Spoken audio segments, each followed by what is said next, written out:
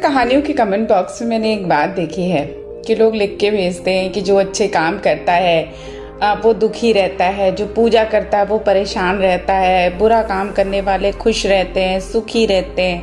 अच्छा, सबसे पहले एक बात बताइए कि क्या आप भगवान की पूजा सिर्फ पैसे के लिए, धन दौलत के लिए करते हैं? क्या आपने भगवान को एटीएम मशीन समझ रखा है? क्या भगवान पैसा देने की मशीन है? कभी आपने इस बारे में सोचा कि भगवान क्या है?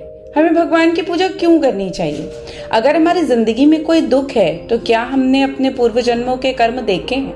या किसी की जिंदगी में बहुत सुख है तो क्या हमने उसके पूर्व जन्मों के कर्म देखे हैं?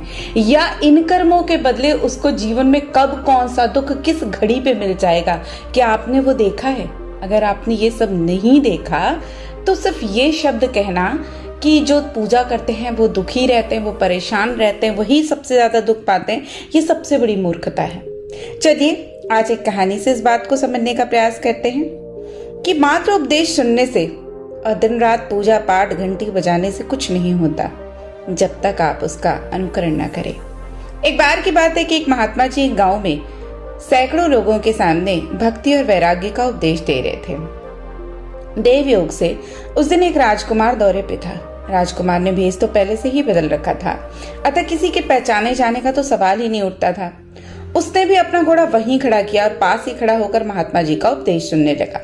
राजकुमार पहली बार किसी महात्मा के उपदेश को सुन रहा था, अतः उसने एक एक बात को बड़े ध्यान से सुना।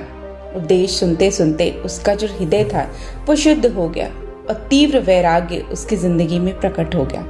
उसने उसी समय अपना सब कुछ छोड़ने का निश्चय किया और अपना घोड़ा वहीं छोड़कर जंगल में तपस्या के लिए निकल गया। राजप्रसाद के भोग विलास उसे जरा भी विचलित नहीं कर सके और कई वर्षों के लंबे अभ्यास के बाद उसे आत्मज्ञान की प्राप्ति हुई। फिर एक दिन उसे विचार आया कि जिस महात्मा के उपदेश से मुझे आत्मज्ञान की प्राप्ति हुई उनका धन्यवाद करना चाहिए। अतः वह उस महात्मा के पास उनके आश्रम गया। उसने वहां देखा कि महात्मा पहले की तरह उपदेश दे रहे हैं। अधिकांश वही श्रोता बैठे हैं जिन्हें उसने कई वर्ष पूर्व देखा था, उनके उपदेश सुन रहे हैं। इतने वर्ष वन में अकेले तपस्या करने से राजकुमार भी अब किसी महात्मा से कम नहीं था। लंबी लंबी जटाओं के कारण वह स्वयं भी साधु दिखाई दे रहा था।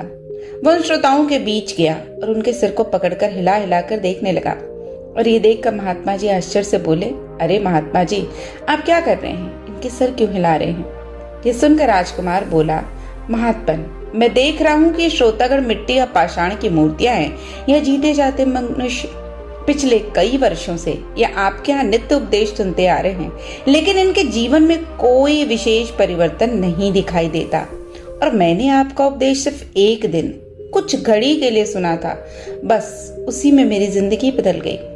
तो महात्मा ने कहा, तुम कौन हो और तुम्हारा परिचय क्या है? तब राजकुमार ने उन्हें अपनी पूरी कहानी सुनाई। तो इसके बाद महात्मा बोले, वत्स, दुनिया में कई प्रकार के मनुष्य होते हैं, जिनमें से एक तुम हो और एक ये श्रोतागण है।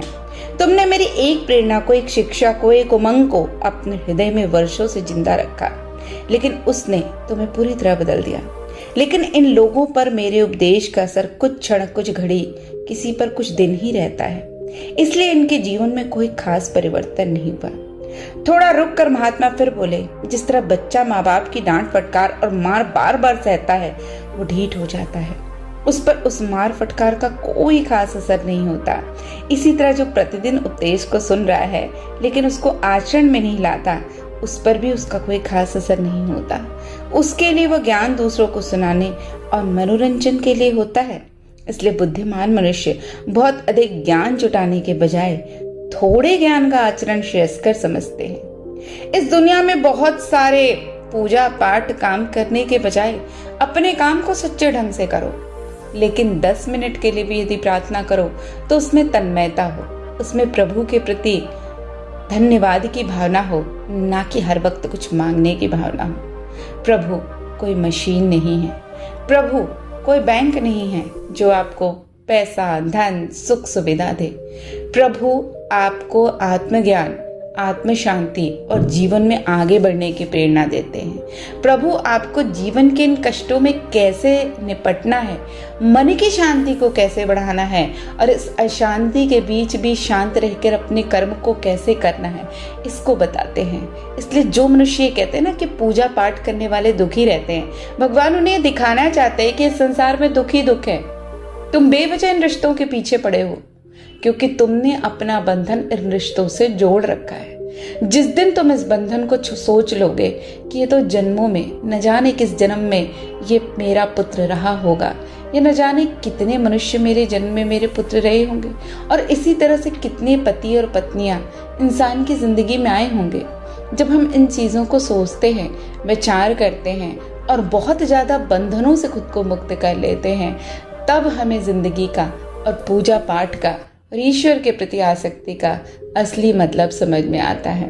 इसलिए यदि कोई कहे कि बुरा कार्य करने वाले सुखी रहते हैं, तो वो सुख तो तुम्हें भौतिक ही दिख रहा है ना। आध्यात्मिक जगत में उस सुख की कोई मूल्य नहीं है। तो इसलिए दोबारा ये बात मत कहे, वरन अपने मन से सोचें कि आप भगवान को क्या समझते हैं।